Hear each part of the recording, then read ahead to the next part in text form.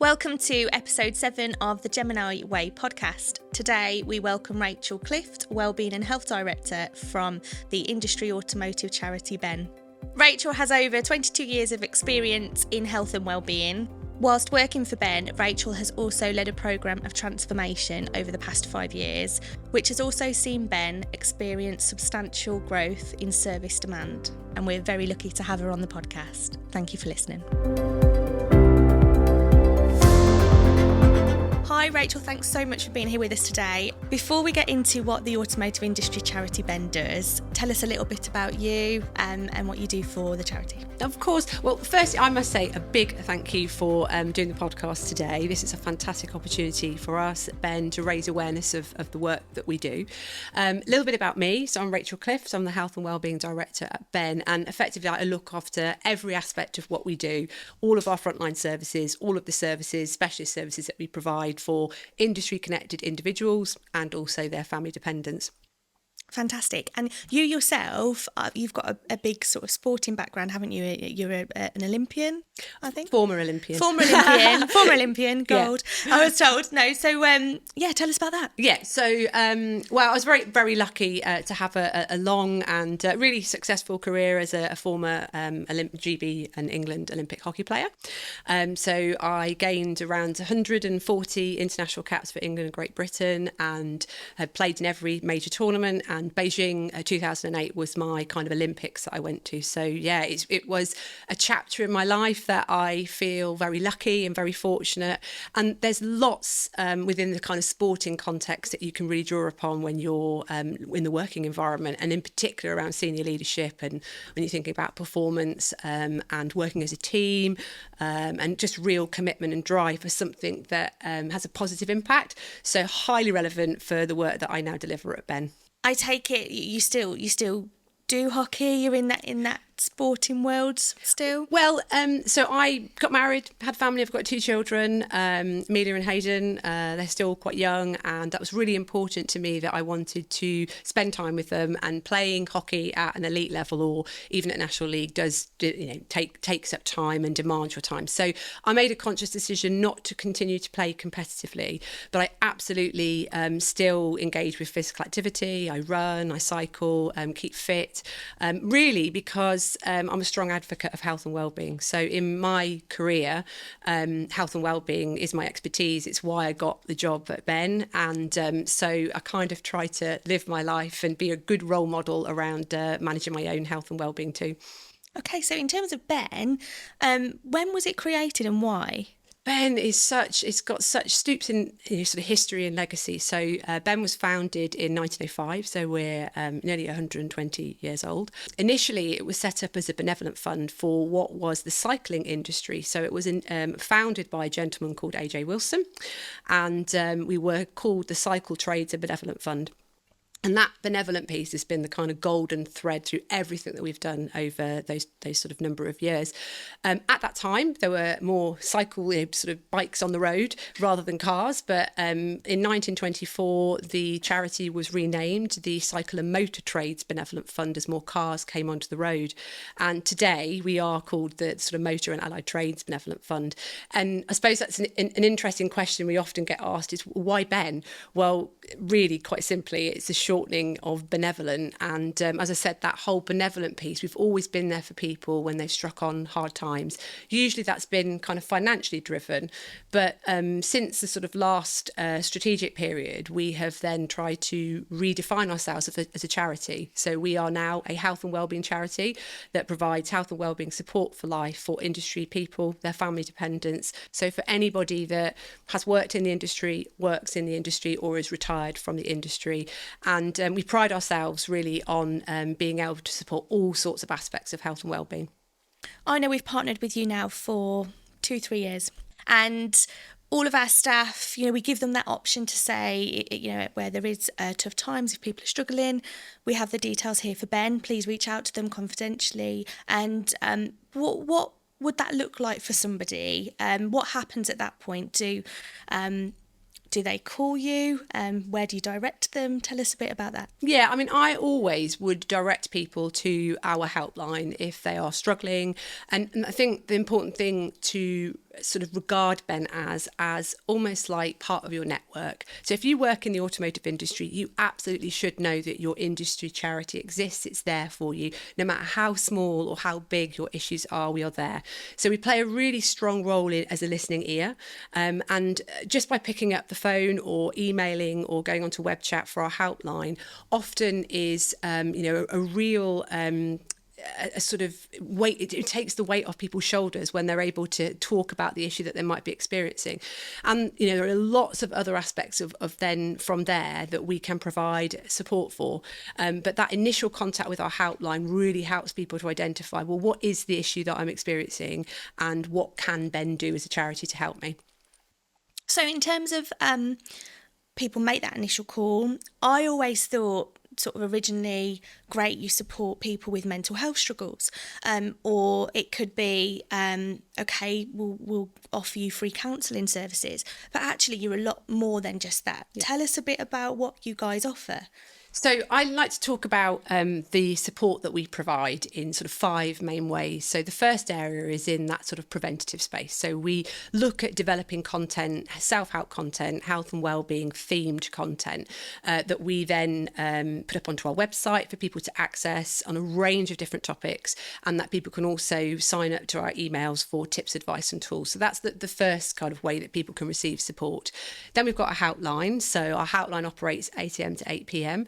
And as I said, our helpline offers information, advice and guidance, but they also are a really critical part of providing crisis support. So when people are needing urgent needs, so if they are fleeing an unsafe situation like domestic violence, they're at risk of homelessness, they can't put food on the table, they can't pay for their school uniform for their children, they are able to alleviate that distress in the moment and actually pay for those things before we've even gone through proof of industry connection. Sadly, they also deal with lots of sort of crises that are related to suicide. So people might call our helpline and they are really, struggling, and we will support that person and put them and hopefully move them towards a more safer place, and then look at what onward services they might benefit from pursuing with Ben. Our helpline doesn't operate obviously 24/7, but through the hours of 8 p.m. to 8 a.m, people can also text Ben. So there is a text Ben service that people can effectively use the text service to, again, alleviate any particular distress, and then we will pick those individuals up during our core operating hours. Text Ben also operates over weekends and during bank holidays. We then have a very comprehensive sort of case management service where somebody calls our helpline and they've got multiple issues that really that they're struggling with. They will be allocated a case manager who will deliver an assessment. They will then look at developing a support plan, and that could be a range of different areas that we're looking to support. So from other specialist areas that Ben delivers, to working with other third-party charities, to other signposting services, helping people to maximise their benefits. But where we deliver most of our financial support is within that sort of case management provision. So as I said, we have an urgent need way of providing financial support.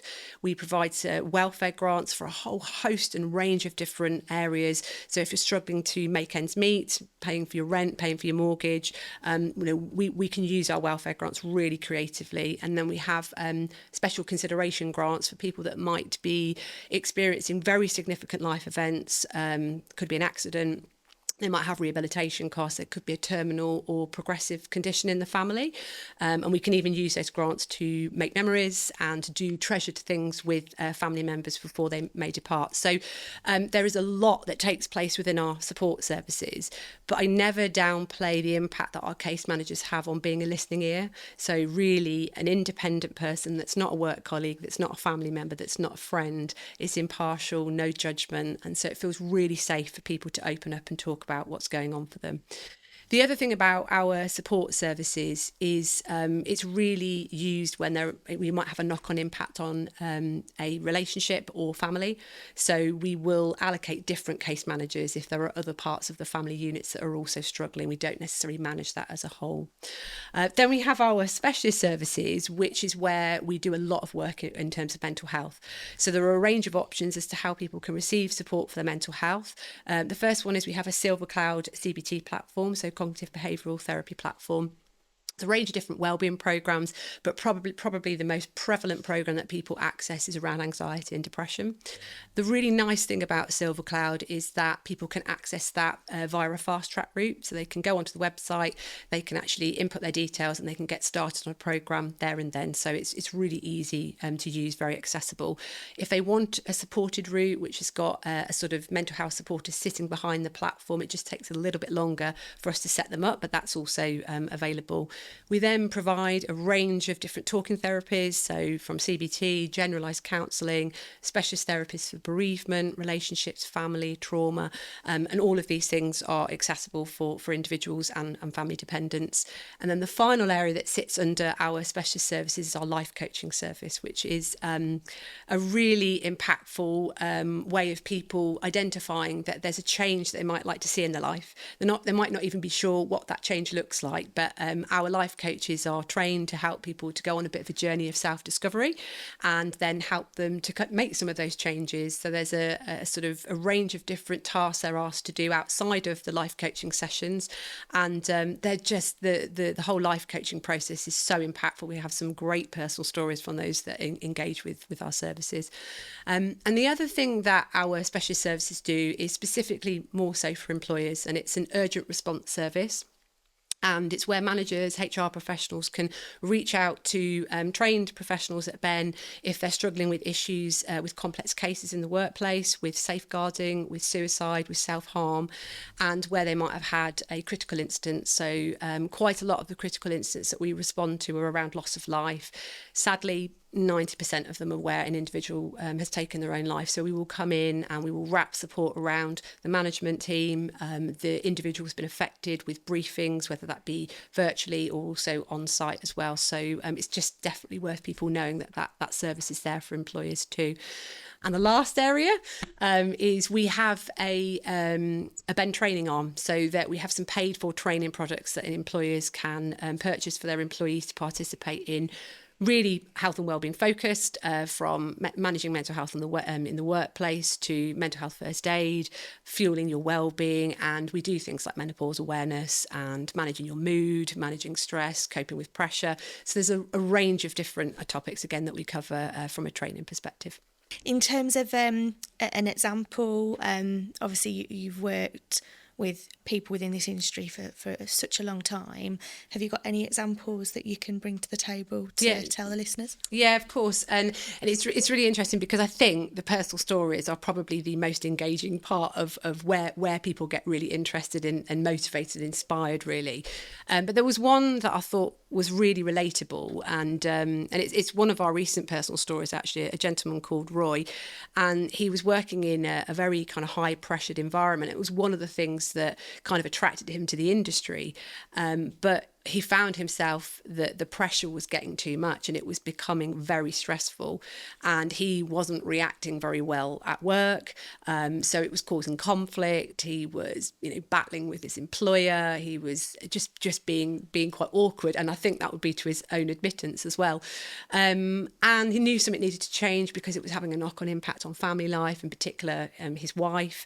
So he reached out to Ben, and I think one of the things you notice about his personal story is that the minute that he'd made that call, felt like there was this whole element of the weight being taken off his shoulders, because a problem shared is a problem halved in the first instance. And we do find that a lot with most of our personal stories, is making the call in the first instance or reaching out. It's quite difficult, but when you do, it almost really, really helps to start with. Roy had a kind of normal assessment with his case manager. They discussed the different options, and for him it wasn't really about needing counselling or CBT, it was coping strategies. And so he entered into life coaching, and there was one particular area that was really relevant for him, and it was about gratitude. So it was understanding what was really important to him, what he really appreciated in life, and using that as a way to develop his coping strategies for future instances of high pressure and workload. So really successful story, and has gone back into the workplace as a manager feeling more equipped, feeling more positive, has had lots of comments about the change in him too, and just generally feeling like he's a better manager because he's gone through this whole self-discovery and understands himself better too. The Ben bus. That's something very new. We've had it here at one of our sites today, and we've got plans in place for the Ben bus to travel around to our other sites to meet with staff. What was the initiative behind that? So we re-instigated an outreach team about 18 months ago, and what we wanted to do was engage the industry in a different way. So primarily focusing on sort of SMEs, because it's an area in the industry we've worked with manufacturers, we've worked with retailers, and we really wanted something to get boots on the ground and visibility. So we reset the team up, and over time we realised that we just needed something more visible with a presence. And I've got to take my hat off to our kind of head of marketing and outreach, who really pushed this agenda forward and pulled it all together. And it has been a game changer, because you only have to see the Ben bus. It's striking, it's lovely. We've done a little bit of sort of redesign of the outside in terms of getting us back on track, and it just works beautifully with getting on site. And we have the ability to do some quite creative things, so we can go and make breakfast, we can make teas and coffees and really engage people in their workplace. So yeah, the other aspect of the Ben bus is quite private, so you have the opportunity, if somebody wanted to have a more confidential private conversation, there's the ability to be able to do that. And we do find that we will tend to find there'll be one or two individuals that when the sort of it's a bit quieter and there's not many people around, they might come back to the bus and say, I actually think I might need help. And so we do have quite a lot of referrals come from being out and about on site at employer premises. So at Gemini, I know we've done a lot of Ben-related events since our partnership in 2022. I think we've raised £10,000, if not just reaching £10,000 now. Our sort of biggest event was Gemini Hike, which was our climb up Snowdon. I know a lot of people really enjoyed that, and hopefully we can commit to something else this year or next. In terms of events that Ben have done then, Ben's Big Breakfast, what have you done in the past, and hopefully we can be involved in again in the future? Yeah, so firstly, I have to say a huge thank you to you, to all at Gemini that have got involved in our kind of fundraising campaigns and events. We simply couldn't exist without funds being raised from the industry, and we really appreciate it, and it really does make a significant difference to help us to deliver the work to your and what we consider as our industry family. So a big thank you from us at Ben. So I know you have participated in recently in Snowdon. Amazing. That's a fantastic achievement. And you've done Ben's Big Breakfast. And I don't know if you've done a Christmas jumper day or not. Have you done that one yet? So you did the annual Christmas party? Yes, so we do a good charity Ben raffle at the Christmas party last year and for the year before, and they go down really well. And we sort of get the envelopes on the tables and get all the staff involved. And I think you had a table at Ben Ball as well last year. Yes, we did last year. Did you get to go to Ben Ball? No, I didn't go. No, but others did, and some of our customers. And they said that was really good. I think that was a great event. Hopefully we'll be able to go to one this year. I imagine it's in December. Yeah, absolutely. Yeah. Hopefully we'll be able to go to that again. And Ben's Big Breakfast. That's a big event that we like to get everybody involved with. All the sites, cooking the breakfast, going out, getting breakfast, giving everyone the chance to talk. What events work best for you? So I think those type of events where employers are thinking about what works for their colleagues, for the sites that they have, are probably the most engaged with.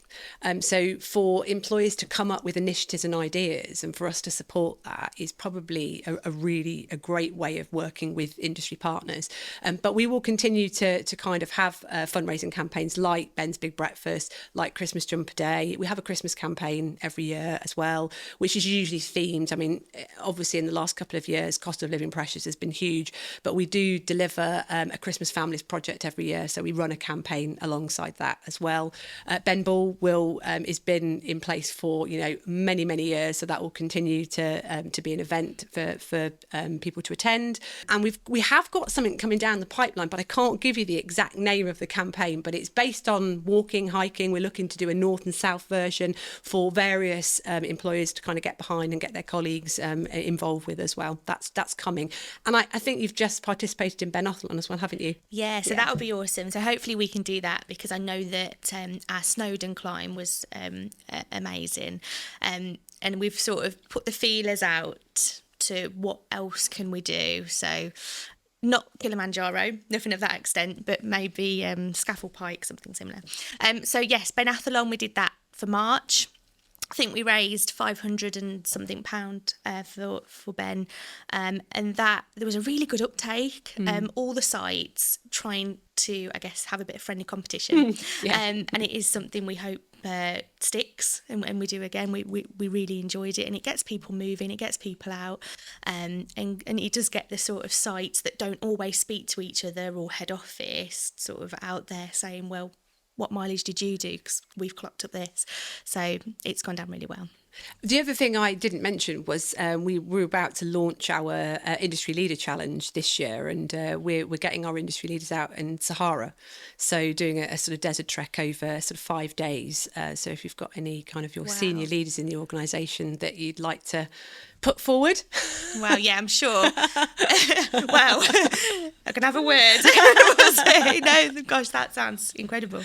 In terms of growth, the charity, you've probably seen massive numbers. Obviously, a lot of people partner with yourselves, a lot of companies partner with yourselves, and I see your name everywhere.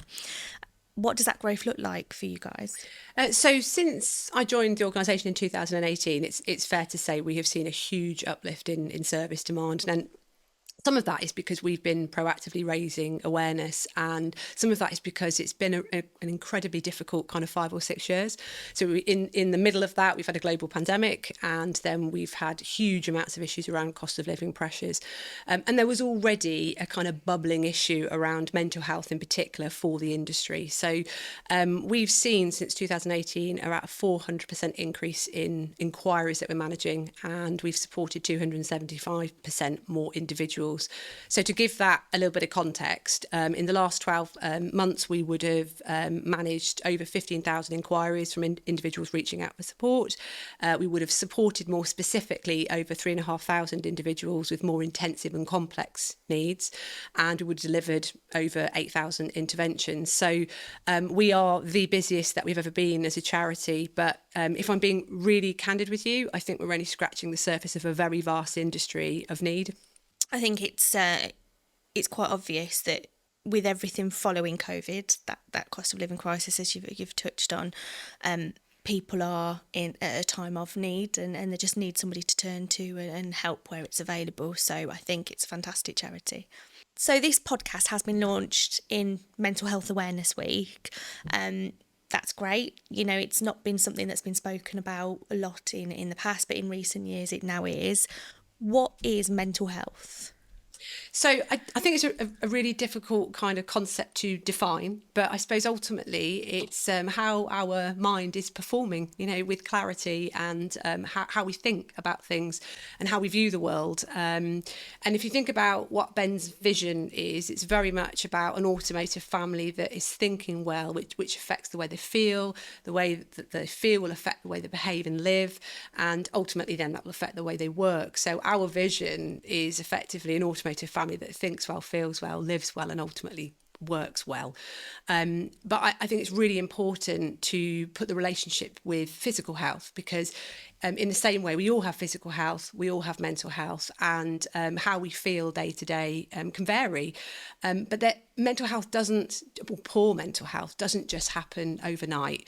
You don't just wake up one day and say, well, that's it, I've now got a mental health issue or a mental health condition. It is likely to have been an ongoing problem or an issue for a while, and it's those days where you're not feeling so good that lead to subsequent days, and the longer that goes on for is when issues around worry or low mood start to turn into issues around depression and anxiety. So for me, the messaging around mental health awareness is be proactive, actually learn more about the topic area. If you're worried, concerned, reach out. You have support. Ben is one of those kind of support network that you have in place available to you as an industry connected person. And the other thing around Mental Health Awareness Week is it's focused this year very much on movement. So it's focusing on how physical activity can have a really positive impact on your mental health. And there is lots of science to suggest that being more physically active, but taking care of things like your sleep and what you eat and how you hydrate yourself will also have a huge knock-on impact on your mental health as well. The way that our health and wellbeing model works at Ben is we talk about sort of two dials, physical health and mental health, and how they are interrelated. And it's on a dashboard. And I suppose the concept behind that is you as the individual are behind that dashboard. You're in the driving seat, and you can take more proactive control over your physical and mental health by looking after your wellbeing. And the wellbeing areas that we really focus on are around my lifestyle, how I manage my emotions, what's my home life like, what network I have of support around me, how I manage my money, but ultimately myself. And what do I know about myself? What do I like? What don't I like? What motivates me? When I'm at my best, what does that look like when I'm not? So that whole journey of kind of self-discovery, really. So yeah, that's kind of our health and wellbeing model. It's called My Life. We could perhaps share the animation of My Life for people watching the podcast as a bit of a support thing to jog their memory to what we call check in with their dashboard. So at the end of all of our podcasts, the running theme is, do you have any favourite quotes or stories that inspire you? I do actually. So when I was kind of giving this a little bit of thought, there's a quote, you may or may not have heard of this. There's an American journalist called Mary Schmitz, and she was very famous for writing her graduate speech. It's Wear Sunscreen, and it was a song that was made by Baz Luhrmann. And one of the lines in the speech said, the race in life is long, and in the end, it's only with yourself.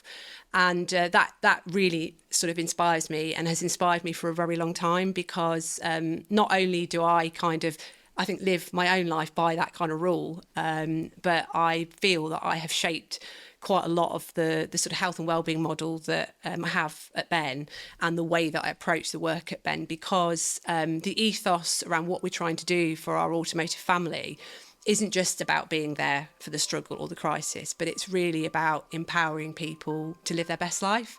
And that's going to be a really apparent feature as we move through kind of the next 5-6 years of our new strategic plan.